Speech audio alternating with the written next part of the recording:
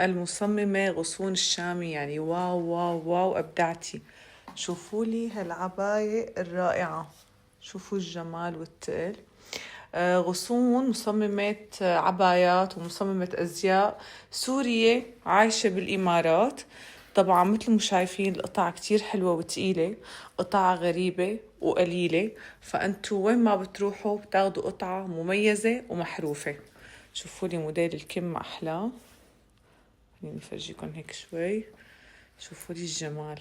هي مع بيلت، فيكم تلبسوها مفتوحة وتحت شي أو هيك مثل ما هي. طبعا عندها موديلات تاخد العقل على الصفحة، لازم تفوتوا وتشوفوا موديلاتها. ليكوا هي قديش غريبة وحلوة رائعة. ليكوا التفاصيل، شوفوا ما أحلى هذا القفل كيف شايفين ما أحلاه. هي جاي قطعتين تمام. شوفوا كيف القماشة تقيلة كتير، ومع بيلت حتى تضيقوا على الخصر قد ما بدكم. فيكن تلبسوا التحتانية لحال، وهون في إلها كمان تسكيرة فيكن تسكروها. شوفوا الكم شو غريب، كتير حلوة هي وتقيلة، خرج عروس كمان. شوفوا ما أحلاها هي كمان الشنشورة اللي عليها، ليكوا قديه تقيلة. شوفوا فيها هيك مثل ترانسبيران بايات، يعني ما بعرف شو بيقولوا له.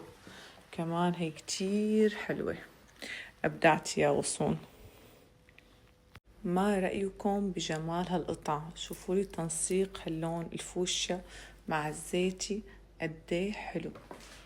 وليكوا هالقصص اللي موجودة كمان هون، شايفين ما أحلاهن؟ كتير تقال قطع الصراحة يا جماعة. كمان هي فيكن تلبسوه مع شي تحته أو هيك معها بيلت بتضيقوا قد ما بدكم. شايفين موديل كم كمان كتير حبيت لون الزيتي الصراحة، كلهم حلوين. شوفوا لي هالقطعة الفخمة التقيلة، مالي عرفانة كيف بدي أصور لكم من ورا ولا من قدام.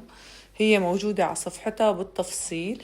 هي من أفخم أنواع المخمل، شوفوا التقل شايفين ما أحلاها. هذا البلت بيفوت من هون بيربط من ورا لحتى يخصور الخصر قد ما بدكم، بين كأنه لابسين قطعتين مع بعض.